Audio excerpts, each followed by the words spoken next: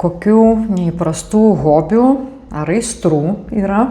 Ar pas pačią, ar jūsų šeimoje, apie kurios retai kalbate viešai? Mane pradėjo kalbinti prieš kokius 5 metus nardyti. O.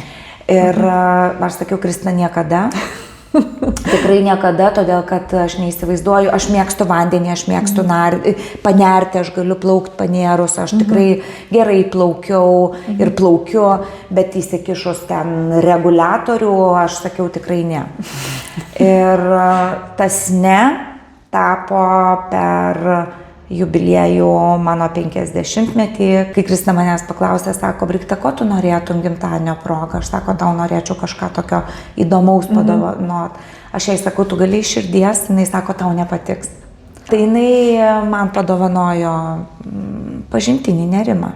Ir nuo to mes pradėjom nardyti. Ir va ten aš pirmą kartą supratau, ką reiškia būti čia ir dabar.